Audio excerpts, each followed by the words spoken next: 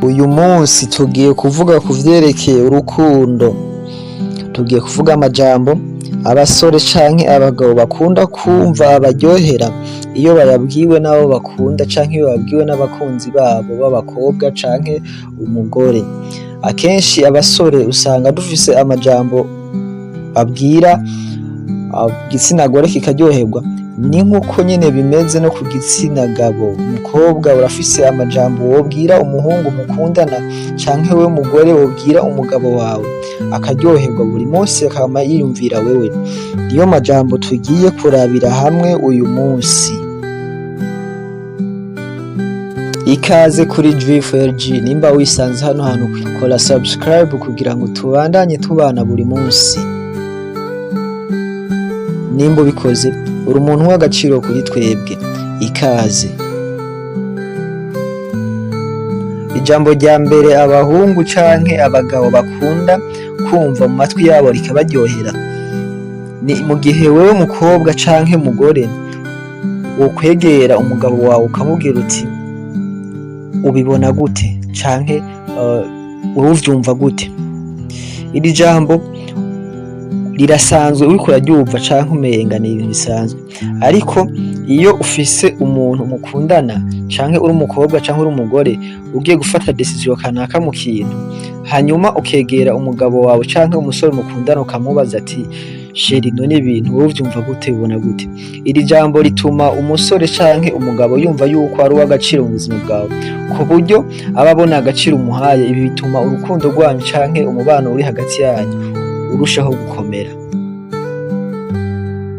Ijambo rya kabiri abagabo canke abasore bakunda kumva mu matwi yabo baribwiwe n'umukunzi wabo canke n'umugore wabo, ni ijambo rivuga ngo ndakubaha cyane. Iki kintu gituma umugabo canke umusore yumva yuko yubashwe, kandi abagabo bakoze mu kubahwa canke mu gushaka ivyubahiro. Rero iyo umubwira ijambo aba yumva nyene yubashwe, akumva yuko umuntu amwubashe ari uwo kuba iruhande yiwe, akumva yoguma iruhande yawe. Iri jambo naryo riri mu bituma umusore aryoherwa cane n'urukundo ruba murimo. Irindi jambo abasore canke abagabo bakunda kumva mu matwi yabo baribwiwe n'umuntu bakundana w'umukobwa canke umugabo aribwiwe n'umugore wiwe, ni mu gihe amubwiye ati nkunda cane iyo mpobeye, nkunda cane iyo umfashe aha n'aha, canke nkunda cane iyo umfashe uku. Muri make ni ku bintu bifadika, akavuga ati jewe nkunda cane iyo turwanye mu nda, iyo dusomanye. Akenshi ibi bituma umugabo agira akantu bita akanyarigabo, akumva afise agaciro k'uwo muntu, akumva atomuva iruhande. N'iri jambo riratuma umubano wanyu ukomeza kuramba.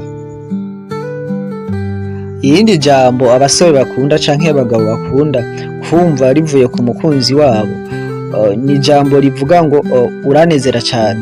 Wowe mukobwa canke wowe mugore, iyo wegereye umugabo wawe ukamubwira ati uranezera cane, wewe ico uba uremyemwo uwo mugabo uba umuremyemwo icizere, umuremyemwo kumva yuko hariho umuntu amuha umunezero. Rimwe na rimwe mbere ukagerageza kuvuga ico kintu gituma uwo muntu mukundana canke umuntu muri kumwe kimunezereza.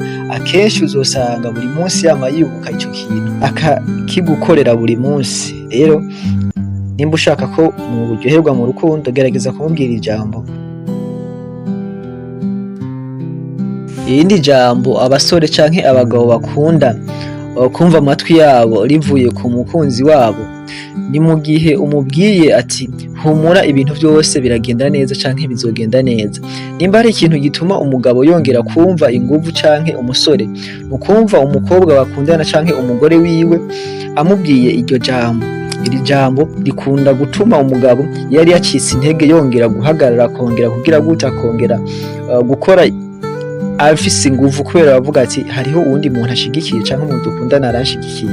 Ibi ndiko ndavuga abasore benshi mumaze kubwirwa amajambo n'abo mukundana, canke abagabo benshi mumaze kubwirwa amajambo n'abagore mubana, akenshi murabizi.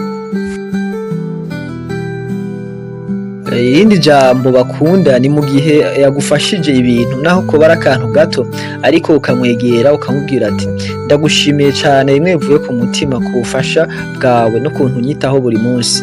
Ibintu bizotuma uwo musore canke umugabo abona ko afise agaciro kuri wewe kwa kundi ati n'akantu kose ndamukoreye aca agafata nk'ibintu vya hatari akumva arakwishimiye, akumva uri umuntu ashima mu buzima bwiwe, akumva ari umuntu yama amushimira kenshi. Abasore nabo barakunda umuntu abashimira babona yuko bagize effort, bivuze ngo n'undi munsi azokora ibirenze kubera ko yumvise ubwa mbere wamushimiye mu rukundo rwanyu. Ibi biratuma urukundo rwanyu rumera neza.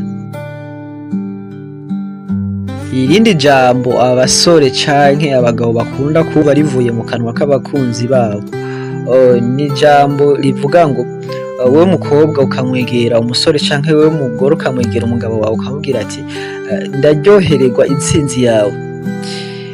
Naho yoba yakoze ikintu kitagenze neza canke cagenze neza ariko yagerageje, ukamwegera ukamubwira ijambo ati mukunzi wanje uko bimeze kose ariko ndaryohererwa intsinzi yawe buri munsi canke ivyo ugezeko vyose ndavyishimiye.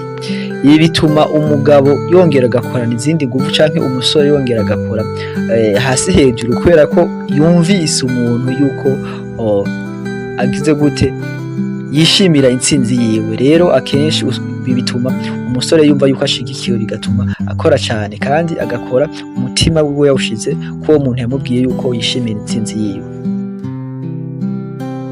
Ijambo rya nyuma abasore bakunda canke abagabo bakunda kumva mu matwi yabo rivuye ku bantu bakundana, wowe mukobwa canke wowe mugore egera umuntu mukundana canke umukunzi wawe canke umugabo wawe umubwire uti uri mwiza.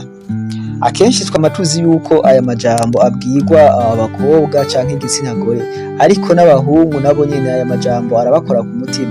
Akenshi uzosanga umuhungu canke umugabo ayo majambo atamenyereye kuyabwirwa, rero iyo yamubwiye aba yumva nawe agiye mu kindi kibanza kuko nabo bafise umutima, kuko nabo barakorwako. Rero mu vyo ukora vyose ntibagire kubwira yuko umuntu mukundana canke umugabo wawe ntibagire kumubwira yuko ari mwiza. Aya majambo atuma umusore canke umugabo yamana ivyishimo, akama yumvira umuntu yamubwira ayo majambo, akumva arakuryoherewe, akumva yogumana nawe, yoguma iruhande yawe. Ngaya amajambo amwe abasore canke igitsina gabo gikunda kumva mu matwi yabo, bakumva bararyoherewe uwo bari kumwe, bigakomeza urukundo canke umubano uri hagati y'abo babiri. Wewe mukobwa canke wewe mugore gerageza kubwira aya majambo umuntu ukunda canke umukunzi wawe, uzobona ingene ibintu bihinduka. Wakoze kumviriza iki kiganiro, jewe wumva ni Roy Juif kuri Juif LG. Bandanya mukora subscribe, iyo nteranyo yanyu tubasavye. Murakoze.